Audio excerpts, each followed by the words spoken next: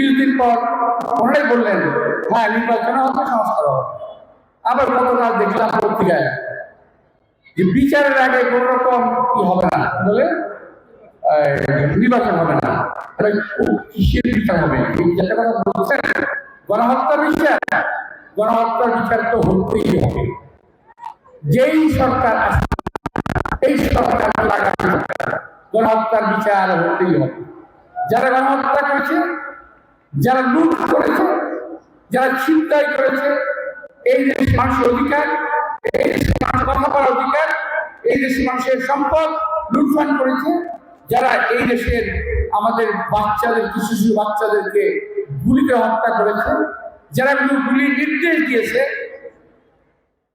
তারা কেউ যেন বুকের হাত থেকে রেহাই না পায়। ভাইরা,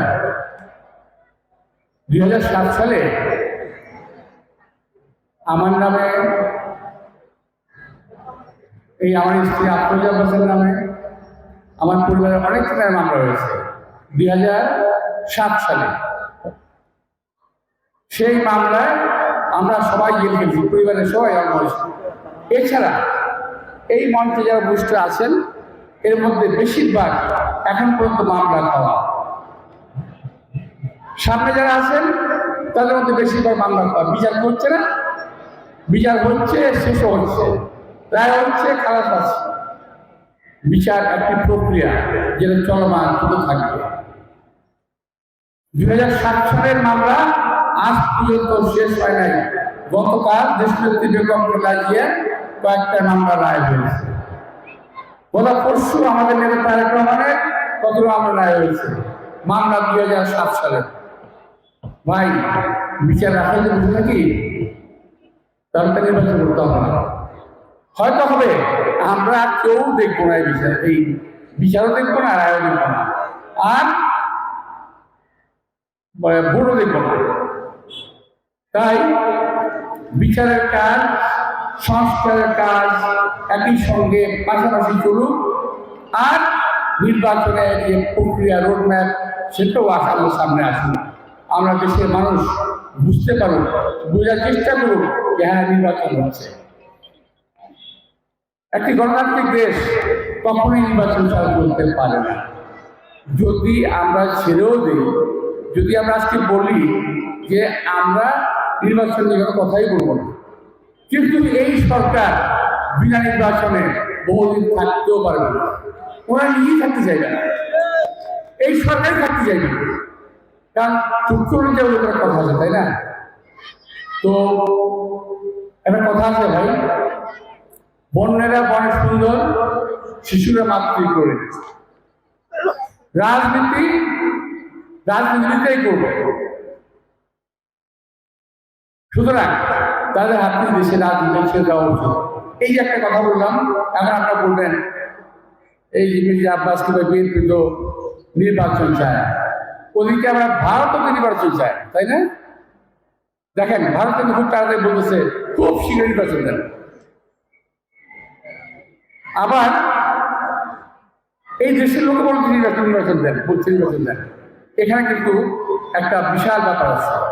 ভারত চাচ্ছে এই দেশের নির্বাচন ভারতের স্বার্থে, আমাদের স্বার্থে নয়, এই বাংলাদেশের স্বার্থে নয়। আর আমরা নির্বাচন চাচ্ছি আমাদের স্বার্থে, বাংলাদেশের জনগণের স্বার্থে, বাংলাদেশের জনগণের গণতন্ত্রের স্বার্থে।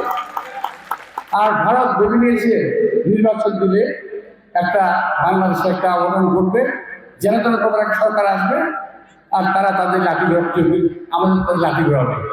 এই কথা ভাবলে হবে না প্রিয় প্রতিবেশী ভাইরা, এই কথা ভাববেন না কোনদিন।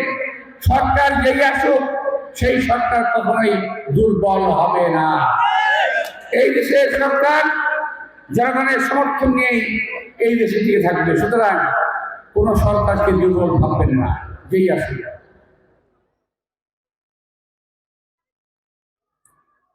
প্রিয় ভাইরা, সময় শেষ, মাগরিবের নামাজ সামনে। আমি পরিষ্কার বলতে চাই, আজকে এখানে আমি যখন আসছি একটু আসলে শরীরটা একটু ভালো না, তারপরে বলবো আজকে যে এলাকায় বসে আছি আমার অত্যন্ত প্রিয় এলাকা।